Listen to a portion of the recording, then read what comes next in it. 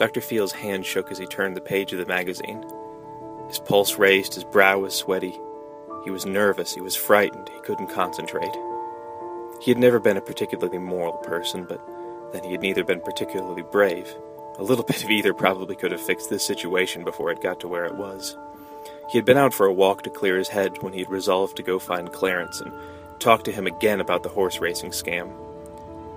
He kept insisting that he had some way to fix everything, but if Clarence didn't come up with something soon, Henri was going to find out, and there was no telling what his employer would do if he was enraged. He had just resolved to go find Clarence in the billiards room when he saw her. Gertie, that was. Her neck broken, just lying on the floor outside of her window. A braver person than he was, or a more moral, might have rushed forward and checked her to see if she was all right.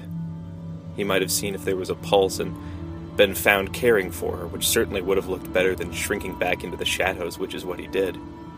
That also saved him from detection, because just as that happened, the door opened and that friend of Lillian's, Miss Bow, came out to look at the body.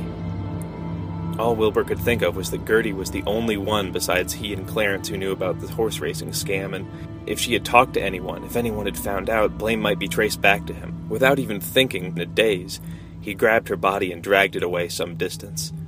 He didn't have any plan behind that, but when Miss Bow came out again, at least the body was gone. He could pretend that he hadn't known anything, could pretend to go check, and maybe she would be fooled into thinking that she had seen things. Maybe this could all go away. He found Clarence shortly afterwards, and Clarence agreed to clean up her room while Wilbur disposed of the body. He had dragged her out back behind the gazebo and left her there for later. And so he sat, reading in the library, least and lost, unsure of what to do next. In a little while they were going to meet up again and dispose of the body in the swamp, although he was loath to go near it again. He was already sure that someone must have seen them. He felt eyes on him, watching him, the whole time he was dragging the body, and the feeling hadn't exactly gone away. He attempted to read the article again for the 5th time without any success, and then put it down, looked up suddenly when he heard a noise. "Oh," he sighed, "it's you. Didn't expect to see you out. Hey, what are you doing with that